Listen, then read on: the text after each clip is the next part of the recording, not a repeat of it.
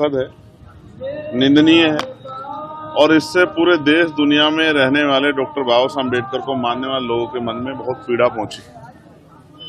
पीड़ा इसलिए क्योंकि ये जो धरती है ये संतों, गुरुओं और महान पुरुषों की धरती है और जिस तरह के एटमॉस्फेयर में सरकार की कमी, पुलिस और एडमिनिस्ट्रेशन की कमी कारण इतना बड़ा धक्का जो है यहाँ हुआ है, भारतीय संविधान को जलाने की कोशिश करना, उसकी प्रति को, राष्ट्रीय ध्वज को भी, कल इंक्वायरी में आया, मैंने आज सुबह ही मुझे पता लगा कि यहाँ राष्ट्रीय ध्वज का भी एक हिस्सा था जिसको जलाया गया है और बाबा साहब अम्बेडकर के स्टैचू को तोड़ने का प्रयास करना, ये दुखद है। इस पर सरकार ठोस कार्रवाई करे और पूरे प्रदेश में, और मैं तो केंद्र सरकार से कहूँ पूरे देश भर में जहाँ महापुरुषों की स्टैचू लगी हुई है, जहाँ इस तरह के स्थल हैं, पवित्र स्थल, उनकी निगरानी और उनकी सुरक्षा की व्यवस्था जो है मजबूत की जाए, क्योंकि छोटी छोटी घटनाएं बहुत बड़ी घटना को जन्म दे सकती है। ये बात मैं और आप सब समझते हैं।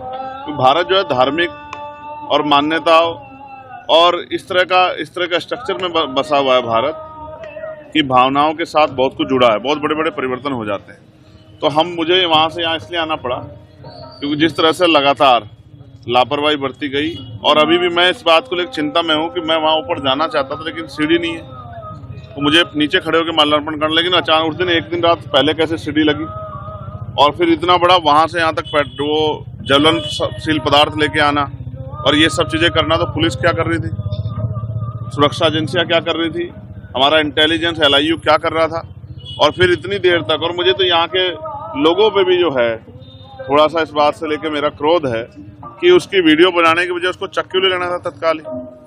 जो बंदा इस तरह की हरकत कर रहा है कि सेंटिमेंट खराब करने का काम कर रहा है, माहौल बिगाड़ने का काम कर रहा है पूरे प्रदेश का, देश का, ऐसे लोगों को छूट क्यों देनी।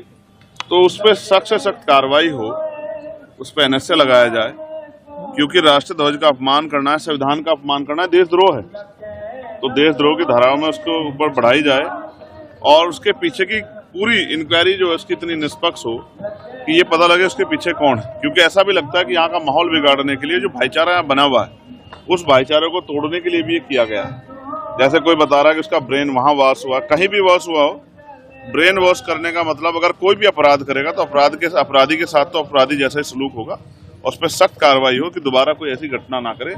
ये हमारे मन में चिंता है। मैं यहाँ की सरकार से मांग करता हूँ कि धार्मिक स्थलों की सुरक्षा सुनिश्चित करे सभी धर्मों के। और ये जिस तरह का लॉ एंड ऑर्डर यहाँ फेलियर हुआ है, कई घटनाएं जो है, कई सिंगर और बहुत सारे लोगों को जिस तरह उनकी जान को नुकसान पहुंचा है, मैं सरकार से भी कहूंगा कि जो हमारे धार्मिक गुरु हैं उनकी सुरक्षा भी सुनिश्चित किए जाए कि ऐसा ना हो किसी एक छोटी सी घटना से एक बहुत बड़ी चिंगारी लग जाए। मैं यहाँ इसलिए आया हूँ पर्सनली ये जानकारी करने के लिए कि इस घटना के असल में क्या है, पुलिस की कार्रवाई और ये सब चीज सरकार की देखरेख में होता है, लेकिन जमीन पे बहुत कुछ पता लगता है। तो आज हम बैठ के इस पर चर्चा करेंगे और सारी बात को निकाल के फिर दिल्ली में जाके इस पर और मजबूत चर्चा करेंगे, क्योंकि ऐसी चीजों को रोकना पड़ेगा, भविष्य में ऐसी चीजें ना हो। सर, देखा जाए तो जिस दिन ये मूर्ति के साथ ही हरकत की गई, जिस इंसान ने की है, कहना है कि उसी टाइम पुलिस के द्वारा वो पकड़ा गया था।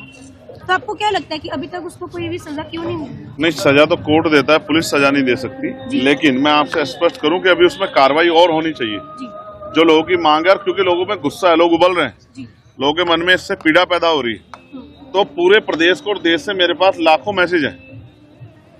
फिर ये पार्लियामेंट के समय मुझे इसलिए आना पड़ा क्योंकि लाखों मैसेजेस, सबकी इच्छा थी कि आप जाके देखें, क्योंकि पंजाब जो है ये किसान मजदूर एकता का, शक्ति का स्रोत रहा है। और यहाँ से अगर इस तरह की चीजें हो रही है, वो भी फिर हमारे तीरथ हरमिंदर साहिब के पास अगर इस तरह से हो रहा है, तो ये फिर ये इसके पीछे भी कौन है, उनको उसकी जानना, उसकी फेर जांच हो, इसकी मांग भी सरकार से होनी चाहिए। मैं सरकार को मेमोरेंडम भी एक दूंगा कि वो इसकी निष्पक्ष जांच कराए और तय तक जाने का प्रयास करे कि अचानक से एक व्यक्ति जो अपने परिवार से दूर रहता था और उसने इतनी बड़ी घटना को अंजाम क्यों दिया। और जैसा ये भी बताया गया कि कहीं पे वो जो हमारा तिरंगा है देश के सामने, उसको कहीं वो जलाना चाहता था और कहीं पे भी, तो इसका मतलब वो एक बहुत बड़ी साजिश कर रहा है। उसके पीछे जो लोग हैं उनका पर्दाफाश होना चाहिए, उनको भी सजा मिलनी चाहिए। ठीक है।